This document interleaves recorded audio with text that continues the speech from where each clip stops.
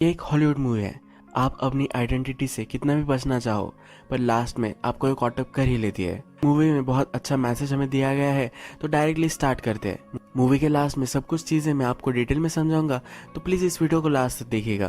तो चलिए शुरू करते हैं। मूवी स्टार्ट होती है और हमें गाड़ी आइस पर चल रही है दिखता है। इस गाड़ी में कोलमन और फोनिया होते हैं। इनके सामने एक गाड़ी आती है और इनकी गाड़ी आइस में चली जाती है।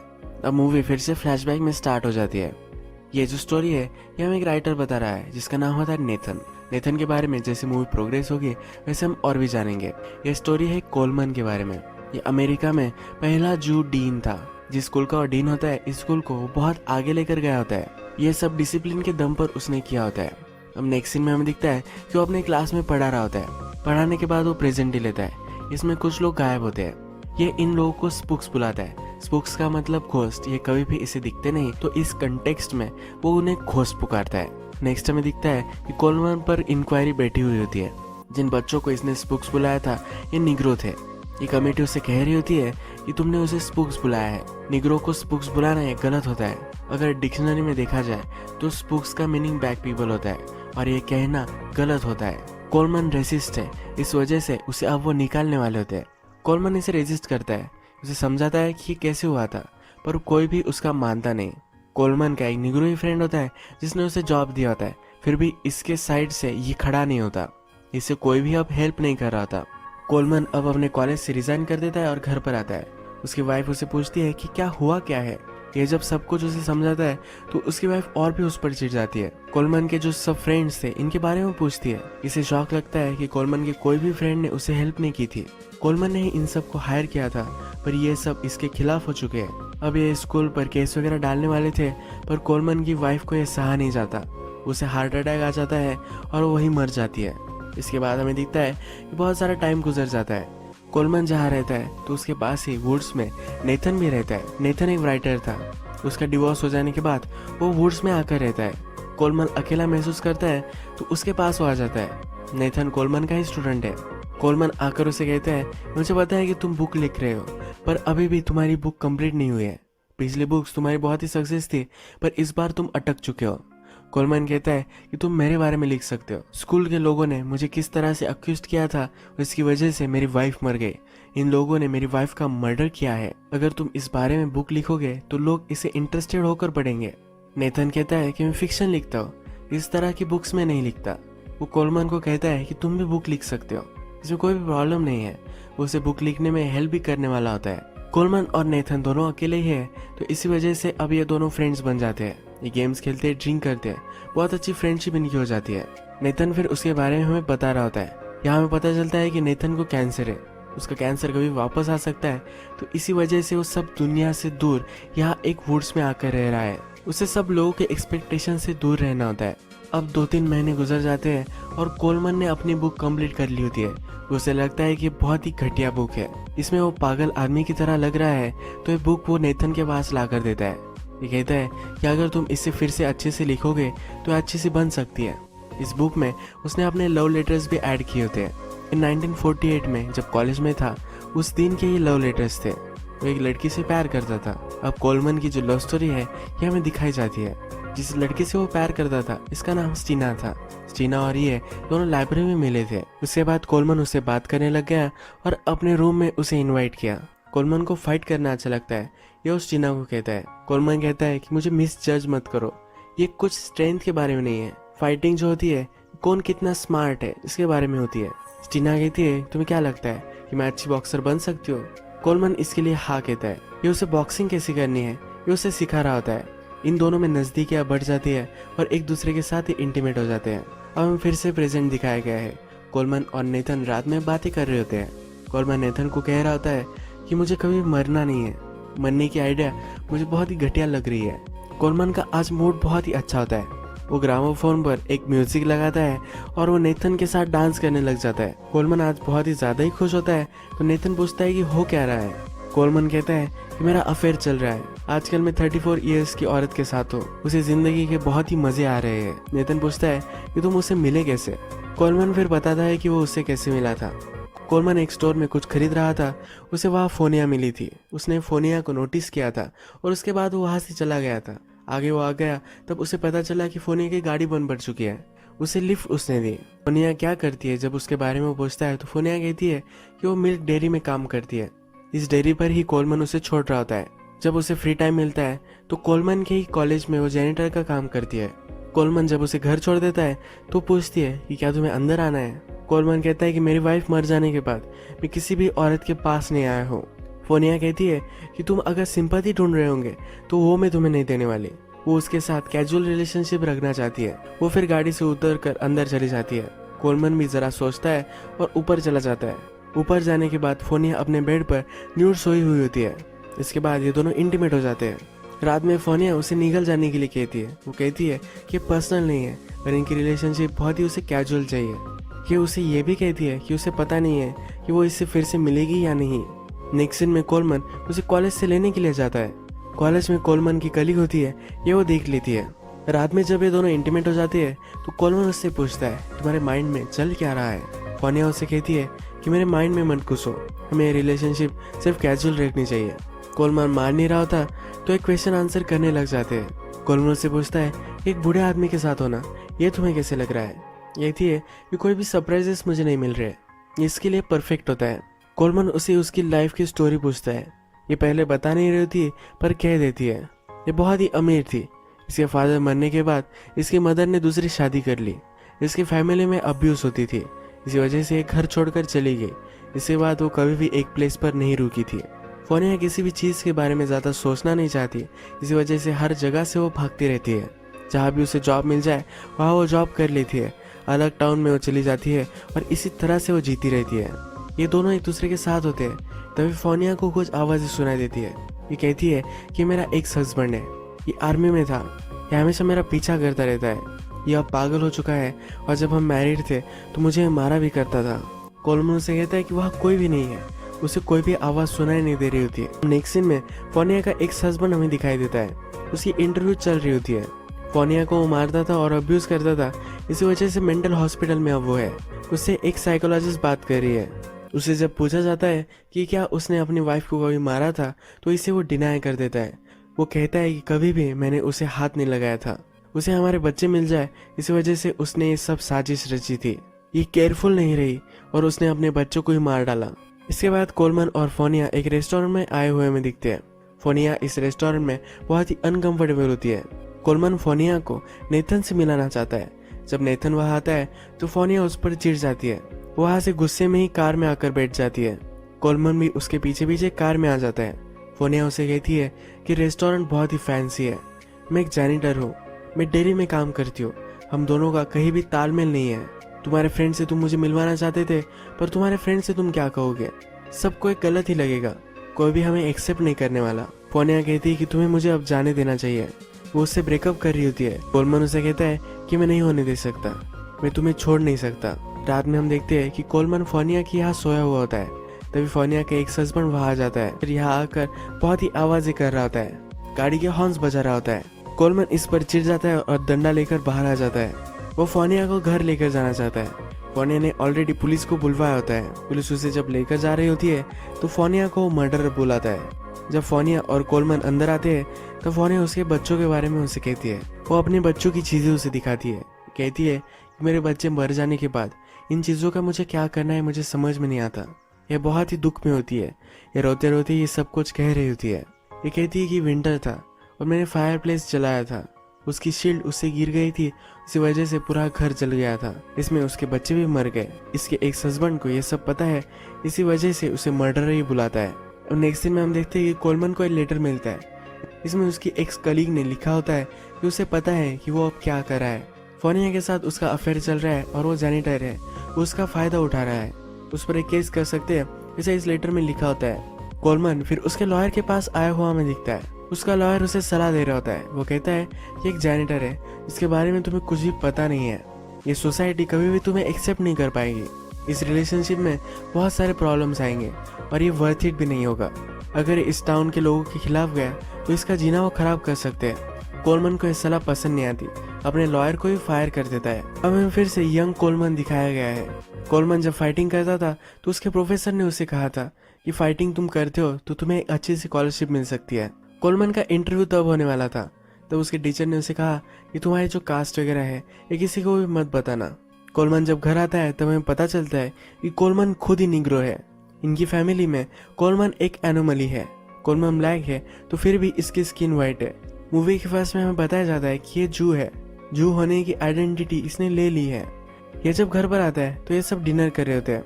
कोलमन के फादर को अच्छा नहीं लगता कि ये फाइट करता है। उसके फादर उसे कहते हैं कि अब तुम्हें फाइटिंग वगैरह सब कुछ बंद कर दोगे, तुम ऑक्सफोर्ड में जाने वाले हो। उसके फादर बहुत ही स्ट्रिक्ट होते हैं। उसके फादर जो उसे कहते हैं वही उसे करना पड़ता है। इसके फादर एक ट्रेन में काम करते हैं। इस ट्रेन में वो जब सर्व कर रहे होते हैं तभी इन्हें हार्ट अटैक आ जाता है और ये मर जाते हैं। कोलमन फिर अपनी मदर से कहता है कि मेरी लाइफ है, मुझे क्या करना चाहिए ये मुझे डिसाइड करना होगा। वो ऑक्सफोर्ड में नहीं जाना चाहता। ऑक्सफोर्ड में हमेशा निग्रो लोगों के लिए बातें की जाती है, उनके राइट्स के लिए लड़ाया जाता है। कोलमन कहता है कि मैं कभी भी पॉलिटिकल इंसान नहीं था, मैं इन सब में फंसना नहीं चाहता। वो एक नॉर्मल आदमी की तरह एक अच्छी सी लाइफ जीना चाहता है। अपनी मदर को कहता है कि मैं ऑक्सफोर्ड में नहीं जाने वाला, ये मेरी लाइफ है, प्लीज़ मुझे डिसाइड करने दो। इसकी मदर कहती है मैं तुमसे आर्ग्यू नहीं करने वाली। इसकी मदर को दुख होता है पर इसे वो एक्सेप्ट कर लेती है। अपनी एजुकेशन कंप्लीट करने के बाद कोलमन आर्मी में चला जाता है। आर्मी में भी वो जू है, इस तरह से वो लिखता है। इस वजह से इसकी आइडेंटिटी अब पूरी तरीके से बदल चुकी है। प्रेजेंट में नेथन कोलमन से मिलने के लिए आया होता है। वो उसे समझा रहा होता है ये जो तुम्हारी रिलेशनशिप है ये गलत है। फोनिया का एक्स हस्बैंड बहुत ही डेंजरस है, वो तुम्हें हर्ट कर सकता है। कोलमन कहता है कि वो मरने से नहीं डरता, उसे उसकी जो लाइफ अब है ये बहुत ही अच्छी लगती है। नेथन कहता है कि लोग तुम्हारे बारे में बात करने लग गए हैं, वो कह रहे हैं कि तुमने फोनिया को प्रेग्नेंट कर लिया है। कोलमन को लगता है कि नेथन उसे अक्यूज कर रहा है। नेथन कहता है तुम्हारा एक अच्छा फ्रेंड हो, एक फ्रेंड की तरह ही मुझे तुमसे बात करनी है। कोलमन उसे कहता है कि ये मेरे लाइफ का लास्ट लव है, इसके बाद में कभी मुझे इंटीमेसी मिलने नहीं वाली। ये कहकर यहाँ से चला जाता है। इसके बाद हमें फिर से यंग कोलमन दिखाया जाता है। अब ये आर्मी से आ चुका है पर अभी भी वो स्टीना के साथ है। इन दोनों की रिलेशनशिप अब अच्छी तरीके से डेवलप हो चुकी है। स्टीना इनसिक्योर हो रही होती है कि क्या ये रिलेशनशिप कभी आगे बढ़ेगी, तो इसी वजह से अब वो उसे अपनी फैमिली से मिलाना चाहता है। स्टीना अब बहुत ही खुश होती है। स्टीना को पता नहीं होता है कि कोलमन ब्लैक है। जब वो उसकी मदर से उसे मिलवाने के लिए लेकर जाता है तो उससे बहुत ही अनकंफर्टेबल महसूस होता है। उसकी मदर से वो अच्छे से बात करती है पर जब ये ट्रेन से वापस आ रहे होते हैं तो ये रोने लग जाती है। इसकी फैमिली कभी भी इन दोनों की रिलेशनशिप को एक्सेप्ट नहीं कर पाएगी और इसके लिए बहुत ही हार्ड होता है। इसी वजह से अब ये इसके साथ रिलेशनशिप नहीं रखना चाहती। कोलमन फिर सब उसका गुस्सा अपनी फाइटिंग में निकालता है। वो एक निग्रो से ही लड़ रहा होता है, इसे वो बहुत मारता है। उसका प्रोफेसर कहता है कि वो गिर चुका था, तुम्हें उसे इतना मारने की जरूरत नहीं थी। ये कहता है कि निग्रो को मारने के लिए मुझे किसी की डांट पड़ी है, मुझे अच्छा नहीं लगता। ये खुद ही निग्रो है पर ये अब भेदभाव करने लग जाता है, ये कुछ अलग है ऐसा वो प्रिटेंड करता है। हमें फिर से प्रेजेंट दिखाया जाता है। कोलमन और फोनिया की जो रिलेशनशिप है ये अब नेक्स्ट लेवल पर जाती है। फोनिया कभी भी उसके साथ रात में नहीं रुकती पर अब ये उसके साथ रुकने लग चुकी है। अब ये रिलेशनशिप नेक्स्ट लेवल पर जा रही है तो फोनिया को डर लगने लग जाता है। जब कोलमन उसके जॉब के बारे में बात कर रहा होता है तो उस पर वो चिढ़ जाती है। वो कहती है कि हमेशा तुम तुम्हारे बारे में बात करते रहते हो, तुम्हारे साथ जो हुआ है ये कोई बड़ी ट्रेजेडी नहीं हुई है। वो फिर उसके साथ क्या गलत हुआ है इसके बारे में बात करती है।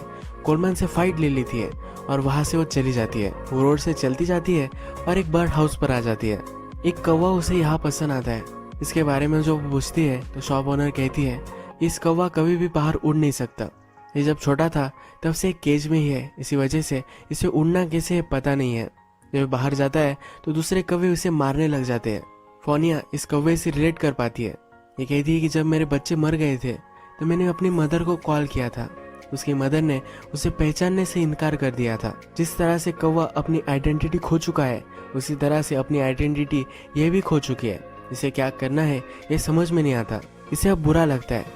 इसे लाइफ में एक अच्छा चांस मिला है, एक कोलमन के साथ एक अच्छी लाइफ जी सकती है। अब वे फिर से कोलमन के पास आ जाती है, इसे वो सॉरी कहती है। कोलमन भी उसे माफ कर देता है, उसे हक करती है और कहती है कि वो प्रेग्नेंट है। इसके बाद हमें दिखता है कि दोनों गाड़ी से जा रहे होते हैं और इनका एक्सीडेंट हो जाता है। यहाँ फोनिया का हस्बैंड भी था। नेथन फिर हमसे बात करता है कि मुझे पता है कि ये एक्सीडेंट नहीं था, ये करवाया गया था। अब कोलमन और फोनिया दोनों मर चुके हैं। फोनिया के हस्बैंड से बात की जाती है। इससे जब इंक्वायरी होती है तो ये सब मना कर देता है। ये कहता है कि मेरा इन सब से कोई भी संबंध नहीं है, इसके खिलाफ कोई भी एविडेंस भी नहीं होते, तो इसे छोड़ दिया जाता है। इसके बाद हमें कोलमन का मेमोरियल दिखता है। उसके जो सब कलीग्स थे अब इन्हें बहुत ही दुख हो रहा होता है। ये कहते हैं कि हमने जो किया था एक गलत किया था, हमें अपने फ्रेंड को सपोर्ट करना चाहिए था। मरने के बाद कोलमन के आरोप खत्म हो चुके हैं। कोलमन का जो मेमोरियल चल रहा था तो कोलमन की सिस्टर वहां आती है। नेथन जब इसे देखता है तो ये समझ नहीं पाता कोलमन की सिस्टर ब्लैक कैसे हो सकती है। ये फिर उसे कोलमन के बारे में सब कुछ बता देती है। हमें फिर कोलमन का एक पास का सीन दिखाया जाता है। वो अपनी मदर के पास आ चुका है। कोलमन की जो वाइफ थी उससे अब वो मिल चुका है। वो अपनी मदर के पास आता है और कहता है मेरे पेरेंट्स डेड है, ऐसा मैंने उससे बताया है। अगर इसे भी पता चल गया कि कोलमन ब्लैक है तो इनकी रिलेशनशिप में प्रॉब्लम आ सकता है। इसी वजह से अपने फादर और मदर डेड है, इसी तरह से वो बताता है। उसकी मदर कहती है कि ऐसा कैसे तुम कर सकते हो, हम दोनों के बारे में तो ठीक था, पर तुम्हारे ब्रदर सिस्टर इनके बारे में तुम नहीं बताओगे। उसकी मदर उसे कहती है कि ये भी ठीक है, क्या तुम तुम्हारे बच्चों से मुझे मिलने दोगे? 5 साल बाद मेरा जब बर्थडे होगा तब मैं स्टेशन पर रुकूंगी, तुम तब तुम्हारे बच्चों को वहां से लेकर आना। मैं सिर्फ उन्हें देख लूंगी, कोई भी कांटेक्ट नहीं बनाऊंगी। सिर्फ उसकी मदर की यही इच्छा होती है। मदर फिर सोचती है और पूछती है क्या तुम बच्चे भी नहीं होने दोगे? कोलमन की जीन्स तो अभी भी निग्रो ही है, तो अगर उसके बच्चे भी ब्लैक आ गए तो बहुत ही प्रॉब्लम हो सकती है। कोलमन ने अपनी मदर से इस तरह से बात की थी तो उसका ब्रदर उसे मिलने के लिए आता है। उससे कहता है कभी भी तुम मुझे अब दिखना मत, मदर के पास कभी भी मत आना। कोलमन की मदर कोलमन को याद करते करते ही मर गई। वो कभी भी उसे मिलने के लिए नहीं आया। ये सब चीजें कोलमन की सिस्टर अब नेथन को बता रही होती है। वो इस पर हंस रही होती है। ये कहती है कि जो इल्जाम कोलमन पे थे ये बहुत ही घटिया थे। कोलमन निग्रो था और इससे वो भागता रहता था और लास्ट में इसने उसे कॉट अप कर ही लिया। इसी वजह से उसका पूरा करियर खत्म हो चुका था। कोलमन अगर चाहता तो अपने चार्जेस वो ड्रॉप कर सकता था। अपनी आइडेंटिटी अगर कलीग्स को उसने बता दी होती तो उस पर ये चार्जेस नहीं लगते। नेथन हमसे कहता है कि अब मैं कोलमन के बारे में बुक लिखने वाला हूँ। एक लास्ट काम इससे पहले वो करना चाहता है। फोनिया के हस्बैंड से वो मिलना चाहता है। उसे पता है कि ये मर्डरर है, उसके पास वो आ जाता है। फोनिया का हस्बैंड फ्रोजन लेक में फिशिंग कर रहा होता है। नेथन कहता है कि बहुत ही ब्यूटीफुल स्पॉट है। फोनिया का हस्बैंड कहता है इसके बारे में किसी को भी पता नहीं है।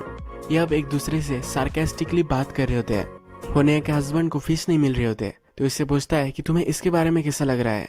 फोनिया के हस्बैंड कहता है अगर मेरा बेटा जिंदा होता तो उसके साथ मैं फिशिंग करता। ये कहता है कि जब मैं वियतनाम में था तो मुझे बहुत ही स्ट्रेस हुआ था। अभी भी मैं लोगों से नहीं मिलना चाहता। मैं जब वापस आया तो मैं जिस तरह से बर्ताव कर रहा था उसी वजह से मेरी मैरिज टूट गई थी। फोनिया का हस्बैंड पूछता है किस तरह के लोगों के बारे में तुम लिखते हो। नेथन कहता है कि तुम जैसे लोगों के बारे में लिखता हो। नेथन ऐसा जता रहा होता है कि इसे पता है कि इसने फोनिया और कोलमन को मारा है। फोनिया का हस्बैंड फिर कहता है कि तुम वुड्स में रहते हो ना, यानी कि उसका पता उसे पता है, ये कभी भी आकर उसे मार सकता है।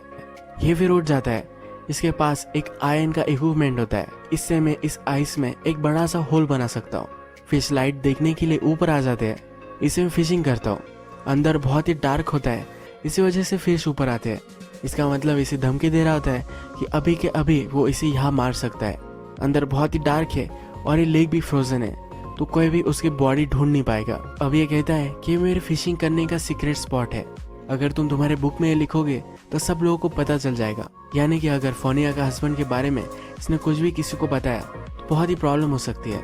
उससे पूछ रहा होता है कि क्या तुम मेरे बारे में किसी को बताओगे। ये सब वो इनडायरेक्टली बोल रहा होता है। नेथन अपनी लाइफ के लिए डरता है और कहता है कि मुझे पता है कि तुम्हारे लिए इम्पोर्टेंट है, मैं तुम्हारे इस सीक्रेट प्लेस के बारे में किसी को भी नहीं बताऊंगा। नेथन फिर यहाँ से चला जाता है। यहाँ हमें पता चल जाता है कि फोनिया के हस्बैंड ने ही फोनिया और कोलमन को मार दिया था। यही मूवी एंड हो जाती है। अगर हम इस मूवी में देखें तो कोलमन हमेशा अपने आप से ही बचता रहता था। अपनी आइडेंटिटी उसे नहीं चाहिए थी। उसकी मदर ने उसे कहा था कि अपने लोगों को छोड़कर कब तक तुम भागते रहोगे। कोलमन हमेशा अपनी लाइफ से भागता ही रहा। कभी भी उसे फैमिली का जो प्यार होता है ये नहीं मिल पाया। अगर वो अपने आप को एक्सेप्ट कर लेता तो अपनी फैमिली के साथ वो रह सकता था। उसकी मदर, ब्रदर, सिस्टर इन सब को एक्सेप्ट कर अपनी वाइफ के साथ उनके साथ वो रह सकता था। अगर उसके बच्चे निग्रो आए तो उस पर सवाल उठ सकते थे। इसी वजह से कभी भी उसने अपने लिए बच्चे भी नहीं होने दिए। वो आखिर तक अपनी आइडेंटिटी से भागता रहा, पर फिर भी उस पर जो चार्जेस लगे ये वो निग्रो बुलाने के लिए लगे थे। इसका मतलब है अगर वो चाहता तो ये चार्जेस ड्रॉप हो सकते थे। फिर भी इसने ये नहीं किया। ये फिर भी अपनी पहचान छुपाता ही रहा। इसी वजह से इसकी वाइफ भी मर गई। जिस तरह से कोलमन था उसी तरह से फोनिया भी थी। ये भी भागती रहती थी। ये जब एक दूसरे से मिले कभी भी एक दूसरे को छोड़ना नहीं चाहते थे। इस बार फोनिया के पास ने उसे जकड़ लिया। फोनिया के हस्बैंड ने ही इन दोनों को मार दिया। हम जो है, हमारी फैमिली जो है, इन सब को हमें एक्सेप्ट करना चाहिए। हम हमारे खुद के एक्सेप्टेंस से ही खुश रह सकते हैं। इस मैसेज के साथ ये मूवी एंड हो जाती है। अगर